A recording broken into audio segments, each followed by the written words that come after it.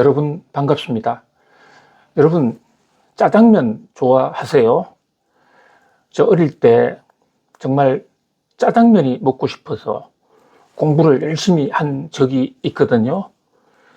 학교 성적표에 우수한 성적 수수수에 나와야 짜장면 한 그릇 먹을 수 있는 그런 시대였더랬습니다.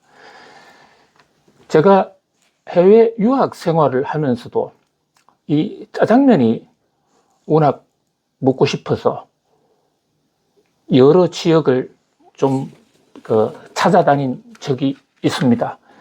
저는 당연히 중국 화교가 경영하는 중국집이라면 짜장면은 당연히 있을 것이다 해서 차를 몰고 가까운 중국집부터 들어갔죠. 그런데 제가 중국어 조금 하거든요. 중국서 교수 생활도 했고 중국 학교도 좀 다니기도 했습니다. 그래서 짜장면을 찾았는데 그 중국집 주인들, 많은 주인들이 짜장면이라는 말 자체를 잘 몰라요. 자, 짜장미엔, 중국말로 짜장미엔인데요. 이건 뭐냐면 짜가 이렇게 볶았다는 뜻이고 지향은 간장 같은 간장을 볶은 그런 면이다 이런데 원래 이 짜장면이 중국 음식이 맞아요. 중국의 산동 지방에 가면 산동이라는 데가 중국의 동쪽 지방이죠. 오랫동안 중국의 제나라가 거기 있었고 그 제나라를 통치하는 사람이 강태공이라는 그 하은주 시대에 주나라 혁명을 할 때 주나라 왕을 도와서 이제 한 시대를 만들었고 그 하사품으로 산동 지방의 땅을 봉토를 받아서 제나라를 오랫동안 대대손손 우려왔습니다. 여기에 짜장면이라는 음식이 있어요. 저 산동 지방에 가서 먹어봤어요. 그런데 나중에 알게 된 것이지만 중국 산둥에서 먹은 짜장면은 한국에 있는 짜장면하고는 전혀 다릅니다. 그래서 중국 사람이 저것이 짜장면이라고 얘기 안 해주면 이것이 짜장면인지 모를 정도로 한국 짜장면하고는 달라요. 우리식으로 굳이 비교한다면 일단 간짜장처럼 장이 따로 나오고 면이 따로 나오는데요. 그렇다고 해서 우리 간짜장하고 같은 것도 아닙니다. 그 장을 볶는 방식이나 이런 게 한국의 짜장면하고는 완전히 다르고 맛도 다르고 재료도 완전히 다릅니다. 얼핏 봐서 한국 간짜장과 조금 유사하다는 것을 느낄 수는 있지만 그러나 우리가 한국에서 주로 먹는 간짜장과 또 일반 짜장면하고는 완전히 맛도 성분도 완전히 다르죠. 이름만 그런 짜장면이라는 게 있는 겁니다. 제가요, 워싱턴에서 특파원 생활을 하면서 가장 많이 갔던 출입처 중에 하나가 물론 백악관, 국무부를 많이 돌아다녔고요. 그 중에서 이제 일반 정치부 기자하고 좀 다르게 저는 IMF라는 곳, 세계의 중앙이라는 곳이죠. 이게 워싱턴 백악관에서 그렇게 멀지 않은 곳에 있어요. 이 IMF를 자주 갔거든요. 가서 자료도 많고 세계 경제를 진단하는 데 굉장히 도움이 됩니다. 지금도 IMF 자료를 많이 보고 있어요. 그런데 IMF 바로 서쪽 편 후문 입구 쪽에 가면 거기에 중국집이 있는데 간판에 짜장면이라고 걸려 있는 겁니다. 이게 너무 반가운 거예요. 그래서 먹으러 갔죠. 그런데 이게 산둥성 짜장면인 겁니다. 그래도 한국에서의 짜장면과 같지는 않지만 이름이라도 같으니 한 번씩 먹으러 다니기는 했습니다. 그만큼 우리 한국에서 먹던 짜장면을 다른 나라에 가면 잘 못 찾는다. 정통 중국 화교를 만나도 잘 못 찾는다는 겁니다. 그러면 이게 뭐지 도대체? 한국에서는 중국 음식이라 해서 짜장면인데 왜 이 정작 중국집에 가면 없느냐? 제가요, 고려대학교 교수로 한 10년간 재직을 했습니다. 그런데 그 당시에 고려대학교와 중국대학들 간에 교수들 교류를 하면서 중국에 있는 교수님들을 한국으로 대거 초청하고 한국 교수들은 또 미국으로 가고 교수를 교환을 했습니다.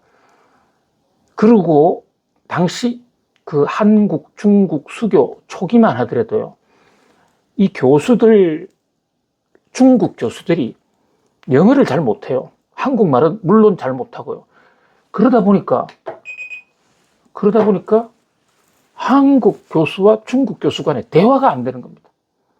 중국 교수들이 한국에 왔을 때 한국 음식점도 못 알아듣는 거죠. 지금은 중국인들이 영어를 꽤나 합니다. 그러나 초기에는 그러지 않았다는 거죠. 그래서 고려대학교에서는 이 중국 교수들과 한국 교수들이 1대1로 붙어서, 제가 고려대학교 기숙사의 교수회관에 살고 있었는데 바로 옆방에 중국에서 파견온 교수 한 사람을 붙여서 서로가 도와주도록 한 겁니다. 그 교수 이름이 진지화 선생인데요. 진지화. 지금도 중국 가면 서로 굉장히 반갑게 만나고 본인도 오면 저를 찾기도 하는 그런 관계를 유지하고 있는데요. 공산당 당 간부 출신이고 굉장히 점잖으신 분이에요. 강의도 잘 하고요. 근데 이분이 한국에 있을 때 한국 음식에 아무래도 좀 낯설 테니까 밥 먹으러 갈 때 제가 중국집으로 모셔가잖아요. 근데 거기서 중국집에서 음식을 못 먹으세요. 그러면서 이거 어느 나라 음식이냐? 아, 이거 중국 음식이다. 중국 음식을 중고차에, 쩐더 중고차야. 이렇게 얘기하는데도, 아이, 부셔 이러는 겁니다. 말도 안 되는 소리라는 거죠. 이거 중국 음식 아니다. 아, 거기서 우리가 먹는 짬뽕, 짜장면, 탕수육, 이런 거, 우리 중국집에서 흔히 시킬 수 있는 이 음식을 대부분 못 먹어요. 그래서, 아하, 중국 음식이 아닐 수도 있구나 라는 지금 의문을 갖게 된 겁니다. 이 글로벌 시대에서는 미국도 알아야 되고 중국도 알아야 되고, 개인적으로 호불호도 있을 수 있겠지만 일단 다른 나라를 알아야 된다는 것은, 그것은 그 지상 과제다 이렇게 봅니다. 그런 점에서 중국 화교도 좀 이해할 필요가 있는데, 그 중국을 이해하는 데 있어서의 이 짜장면이라는 음식을 좀 정확하게 이해하는 게 중요하지 않을까 하는 생각을 해보는 것이죠. 그래서 역사책도 찾고 이제 사후적으로 이렇게 보니까, 특히 제가 미국의 미주리 주립대학이라고 다니고 있을 때는요, 그 학교에 있을 때는 중국에서 제 짜장면을 한번 먹으러 가려면 세인트루이스까지 차를 몰고 약 한 150km 이렇게 가야 되는데, 아주 거기에 중국 사람 한 분이 한국식 짜장면을 하는 사람이 학교 주변에 한 분 나타난 거예요. 그래서 그분하고 그분 집에 가서 짜장면도 먹고 한국식 짜장면도 먹고, 거기서 음식을 직접 만드는 사람한테 짜장면의 유래를 좀 들어보니까, 자, 그분도 그 짜장면을 중국 음식이라고 그러잖아요. 중국집 주인인데. 그러면서 이건 한국 음식이다.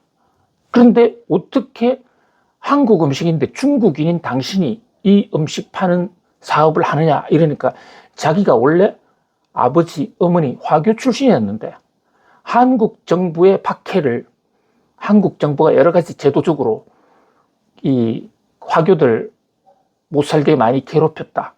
그렇게 좀 안 좋은 감정이 있더라고요. 그래서 다른 나라로 다시 이민하다가 미국까지 왔다. 그런데 미국에 와서 보니까 한국 사람들이 그래도 그립고 반갑고, 또 한국 사람들이 짜장면을 많이 찾더라. 그래서 자기가 짜장면을 집을 운영해보니까 돈도 많이 벌리더라. 이러면서 이 짜장면은 한국 음식이다 라고 분명히 정의를 하고 있는 것입니다. 그 나중에 책도 찾아보고 이러다 보니까 짜장면은 이름은 중국에 있어요. 근데 우리가 먹는 짜장면은 그 중국집 주인 말대로 이건 한국 음식입니다. 언제부터 생겼느냐? 한국에 화교가 들어오면서부터 생겼는데요. 우리나라에 화교가 들어온 지가 그렇게 오래되지 않아요. 옛날에는 외국인들이 한국에 와서 산다? 이거 그렇게 상상할 수 없었거든요. 집단적으로. 1882년에 이모군란이 터집니다. 이모군란. 그러니까 대원군을 옹립한 재래식 군인들의 쿠데타였죠. 그것을 이제 명성황후 측에서 중국의 군대를 파견해달라. 이 혁명 세력들을 쫓아내달라. 이래서 이모군란 때 중국 군대가 들어옵니다. 그때 본격적으로 군대가 들어올 때 그때 군인들을 따라서 음식 만드는 조리사들도 많이 따라 들어왔습니다. 그 조리사들이 이모군란이 끝나고도 한국에 가지 않고 한국에 남았는데 특히 이제 인천 쪽은 배 타고 바로 중국 산둥성으로 건너갈 수 있으니까 그래서 자기들이 먹던 중국 산둥성의 짜장면을 한번 팔아봤는데 잘 안 팔렸대요. 근데 여러 가지 맛을 변화를 시도하다가 보니까 캐러멜도 넣고 오늘날의 짜장면으로 서서히 변화가 됐는데 한국 사람들이 무지 좋아하더라. 그래서 짜장면을 새로 탄생시켰다. 그래서 이름은 중국에서 왔지만 한국에서 먹는 짜장면은 그 발상지가 한국이다. 자, 이런 역사의 문서들이 많이 있습니다. 그러면 짜장면은 최초로 누가 만들었냐? 최초는 아무도 알 수가 없어요.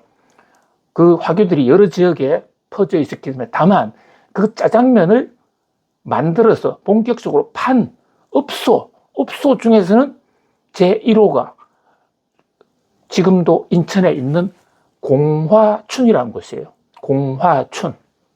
자, 이게 왜 공화춘이냐? 중국집 이름은 만리장성,万里长城 이렇게 나가야 되는 거 아닙니까? 그런데 웬 공화춘? 공화춘? 공화춘 우리말로도 좀 생경하지 않습니까? 그래서 또 조사를 해보고 직접 가서 물어보기도 했습니다. 이 공화춘을 지금도 짜장면의 1호 판매점으로 많은 사서들이 기록하고 있는데요. 공화춘이란 말이 어디서 나왔느냐가 중요해요. 왜냐하면 공화춘이라는 음식점이 언제 생겼고 무슨 정신으로 만들어졌나를 알면 우리나라의 짜장면 역사하고도 연관이 있다고 판단이 되거든요. 그랬더니 이 공화춘이라는 말은 중국 신의 혁명에서 왔다는 겁니다. 청나라 정부를 무너뜨린 그 신의 혁명. 신의 혁명을 일으키면서 처음으로 왕이 통치하지 않는 국민들이 통치하는 공화정을 표방했거든요. 그러니까 이제 특히 청나라 사람들이 아닌 중국 한족의 입장에서는 청나라 통치로부터 벗어났다는 그 기쁨도 있고 또 왕을 없애고 공화국을 만들었다. 그래서 공화란 이름을 신의 혁명 이후에 중국에서도 한국에서도 많이 썼다는 것입니다. 그러다가 이 음식점에서는 공화국의 봄이 왔다. 그래서 공화춘이라는 이름을 썼다라는 그런 사실을 발견하게 됐습니다. 그렇다면 한국 최초의 짜장면을 판 공화춘은 중국 신의 혁명 이후일 것이다. 그렇다면 1911년 이후고 짜장면의 발상의 역사는 100년 남짓 아주 일천하다. 이렇게 볼 수가 있겠죠. 자, 지금 짜장면을 누가 만들었느냐? 사실 뭐 그것은 크게 중요하지는 않습니다. 맛있게 먹으면 되는 것이고요. 그런데 이 짜장면에 한국과 중국 또 화교의 역사가 담겨 있다. 그런 면에서 좀 한번 곱씹어 볼 필요가 있죠. 여러분, 짬뽕은 좋아하세요? 짬뽕은 또 뭐냐? 이것은 중국 가서 짬뽕을 연구해 보니까요. 짬뽕은 짬뽕의 이름조차 비슷한 게 없어요. 음식에는. 짜장면은 이름이라도 비슷한 게 있었잖아요. 그래, 이건 또 어디서 생겼냐? 이게 발상지를 추적해 보니까 이것은 또 일본에서 생긴 음식이에요. 일본 나가사키. 이 나가사키가 중국 남쪽 지방에서 배를 타고 직선으로 가면 제일 먼저 닿을 수 있는 곳이고요. 이 나가사키에 네덜란드 사람, 외국인들 살 수 있는 그런 그 조차지 같은 그런 지역이 일본은 오래전부터 운영을 했거든요. 그러니까 외국인들이 많이 들어왔고 중국인도 당연히 많았고 여기서 이제 중국인 노동자들이 밥을 먹어야 되는데 돈 있는 사람들은 이런 짬뽕 먹지 않았대요. 근데 어려운 고학생들, 유학생들이 중국집에서 음식 좀 달라 이러니까 같은 동포를 대하는 중국집 짱깨 주인들께서 여러 가지 잔반 이런 걸 마구 섞어서 그래서 만든 음식이 짬뽕이다. 그런데 우리나라에 와서 짬뽕이지만 일본에서는 찬펀 이런 식으로 발언하는데 일본에 썩다라는 음식을 썩다라는 말에 찬펀이라는 말이 있어요. 근데 이게 한국으로 오면서 고춧가루가 왕창 섞고 말도 짬뽕으로 조금 변형이 됐다. 그러니까 이것은 찬펀이라는 음식의 변형이다. 이 짬뽕 속에는 중국과 일본의 교류사, 거기다가 해외에 나와 있던 중국인 화교들의 일본 화교와 한국 화교가 서로 교류하면서 짬뽕까지 생겼다. 지금 한국의 어떤 음식점에 가면 짬뽕과 짜장면을 아예 섞어주는, 반씩 주는 데도 있습니다. 거기는 짜장 짬뽕. 자, 이게 여기에 그동안에 여러 가지 곡절이 있었던 한국과 중국, 일본사가 담겨 있지 않냐. 자, 우리나라에서도요,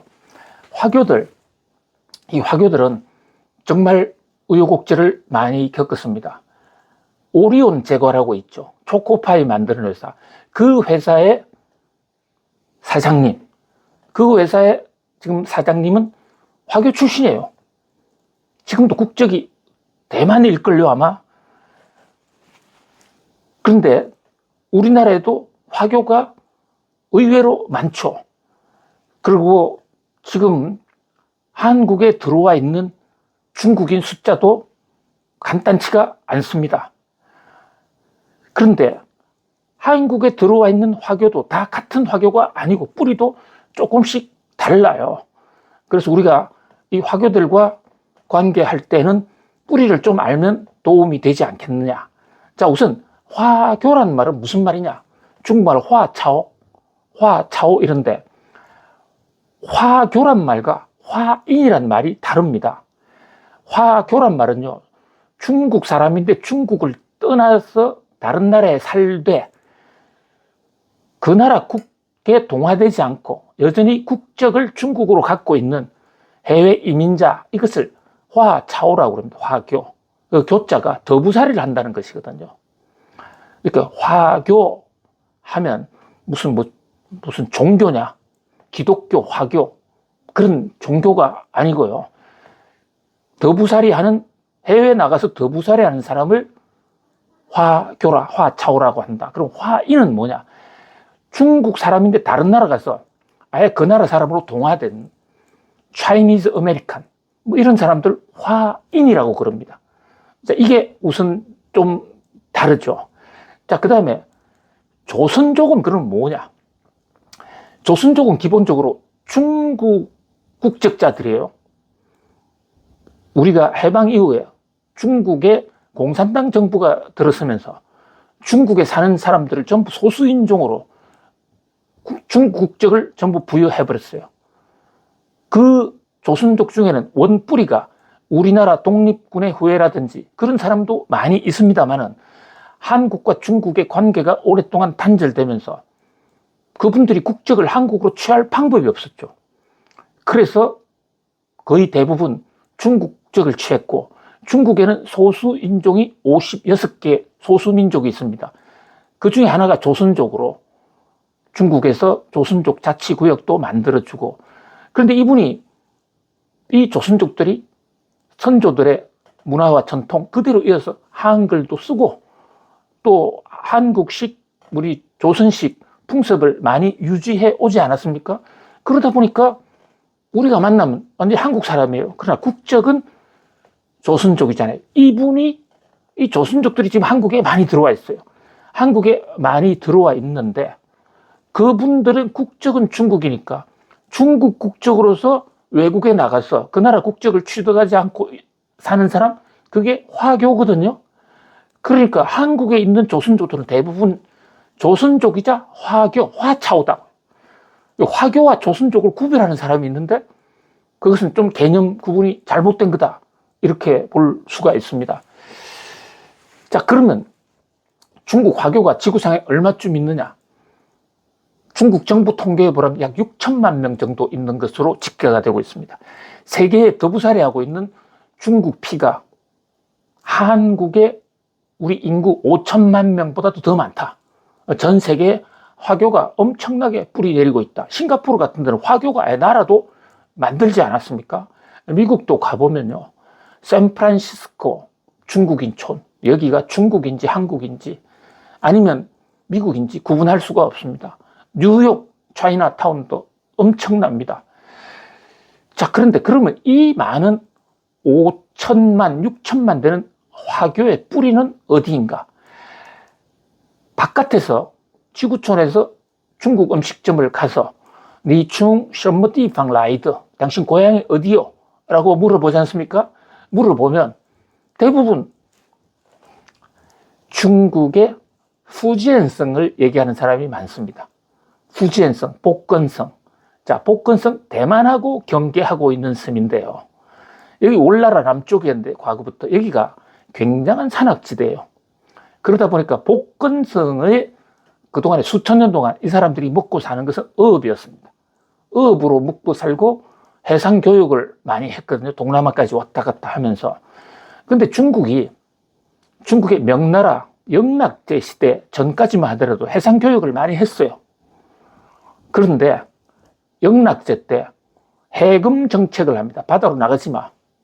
갑자기 바다를 막아버립니다. 서해안, 남해안, 그리고 우리로 치면 서해안, 중국은 동해안, 바다를 막아요. 왜 막았느냐? 중국 입장에서는 그 육로를 통해서, 실크로를 통해서 얼마든지 교통이 되지 않습니까? 동쪽 바다를 통해서 굳이 나가야 될 나라가 일본 정도인데, 일본하고는 조공 무역 외에는 안 했거든요. 나갈 필요도 없는데, 문제는 이 일본 왜구들이 출몰 하는데, 집단적으로 몰려와서 털고 도망가면 엄청나게 피해가 생겼단 말이죠. 왜구의 피해는요, 상상을 초월합니다. 우리나라도 고려가 망한 게 왜구 때문에 망했습니다. 그러다 보니까, 자, 고려가 망하고 조선이 세워질 때가 이제 명나라 초기지 않습니까? 왜구의 피해가 아주 극에 달했고, 그래서 중국은 아예 중국 내에 내륙 운하를 팝니다. 베이징에서 남쪽으로, 샹하이 쪽으로 거대한 운하를 만들어서 배 타고 다니는 게 내부 운하로 왔다 갔다 한 겁니다. 그러니까 바닷가 쪽으로 나오질 않았어요. 그런데, 그리고 해금 정책을 할 때요, 바닷가 부근에서 몇 킬로 사는 사람들은 전부 다 처형시켜버렸습니다. 육지로 들어가야만 돼요. 그런데 복건성은 육지로 들어가면 거기가 논밭이 없거든요. 그러니까 그 사람들은 전부 빠져나와서 살기가 막막해진 거죠. 계속해서 바닷가에서 어부 생활을 하는데 명나라 정부가 가혹하게 처벌하니까 아예 도망을 가버린 겁니다. 그래서 나라를 떠난 거예요. 그래서 전 세계 중국 화교의 시작은 사실은 복건성이 명나라 정부 영락제부터 시작된 해금 정책에 견디다 못해서 먹고 살기 위해서 떠난 그 사람들이 동남아를 거쳐서 전 세계로 이렇게 퍼져갔다. 이렇게 볼 수가 있는 것이죠. 우리나라 화교는 복건성에서 온 사람이 거의 없어요. 그러니까 바깥에 있는 글로벌 소사이어티인 화교의 메인스트림과 한국에 있는 화교하고는 굉장히 다른 것이죠. 산둥성 지방에서 넘어왔으니까 그 산둥성에서는 복건성보다 훨씬 위지 않습니까? 산둥성과 복건성은 거리가 엄청나게 멀고 말도 잘 안 통합니다. 근데 이 사람들이 한국에 넘어와 있는데 조선족들이 국교가 한국하고 차단되는 바람에 어려움을 겪었던 것과 마찬가지로 한국에 와 있던 중국 화교들도 그러니까 2차 대전 이후에 한국과 중국과 국교가 없어지는 바람에 그들 출생은 대부분 샹하이 산동성 출신인데, 과거로 치면 중국 제나라 출신인데, 우리나라하고는 한국하고 관계가 끝나고, 그리고 이 사람들이 여권을 발급한다든지 이럴 때 당시 우리나라 정부에서는 중화민국이라 해서 중국의 유일한 정부는 대만에 있던 장개석 중화민국밖에 인정하지 않는다. 그래서 국적을 가지려면 대만 국적을 가질 수밖에 없습니다. 제 친구들도 중국 화교들이 많이 있는데요. 이 화교들 중에 원래 자기 아버지들은, 조상들은 중국의 산동성으로도 왔지만 지금 국적은 대만으로 돼 있는 분들이 굉장히 많아요. 그러다 보니까 이들의 정체성에 굉장히 혼란이 오게 되는 것이죠. 자, 요즘 한국과 중국의 관계가 썩 좋지 않습니다. 그럼 사드 보복이니 하면서 중국의 보복, 그리고 또 사실 6.25 때도 중국이 한국 사람 얼마나 많이 죽였습니까? 그런 서로 간에 앙금도 있는 것이죠. 좀 잘해보려고 했는데 사드 때리면서, 그러면서 한국에 대해서 사실 중국이 잘했다라고 보기가 어렵죠. 그러면서 한국 사람들이 한때, 우리가 중국과 수교를 한 게 1992년인데요. 초기에는 중국 열기가 대단히 뜨거웠습니다. 중국하고 한번 다시 한번 뭉쳐보자. 5,000년 역사를 같이 한 게 아니냐. 그런데 요즘 중국 하는 거, 시진핑 국가주석, 동북 공정을 비롯해서 정말 중국의 광대국 행포, 이루 말할 수가 없습니다. 자, 지금 미국도 관세 폭탄으로 괴롭히고 있지만 중국이요, 반미 전선을 만들겠다 해서 동남아를 돌아다니면서 자유무역을 기치로 우리가 미국을 상대로 싸워보자, 한번 동맹을 맺자 하고 돌아다니는데 동맹이 잘 안 났어요. 왜냐하면 중국 또한 사실상 패권 국가로서 주위의 나라들을 얼마나 많이 괴롭혔습니까?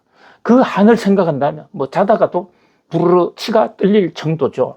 자, 그런데 이성적으로 한번 생각해 봅시다. 우리가 경제인으로서 한국에는 화교도 있고 짜장면도 있고 짜장면, 짬뽕, 섞은 것도 있고, 자, 결국은 우리가 글로벌 사회에서 자기의 민족성을 지키고 문화를 지키는, 그것은 문화적인 차원에서는 충분히 가치가 있죠.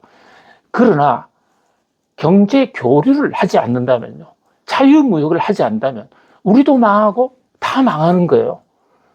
그런 관점에서 우리 주변에 있는 사람들, 그들은 누구인지 또 좀 챙겨볼 필요가 있지 않을까. 자, 오늘은 화교, 그들은 누구인가, 짜장면과 짬뽕을 중심으로 말씀을 올렸습니다. 여러분 감사합니다.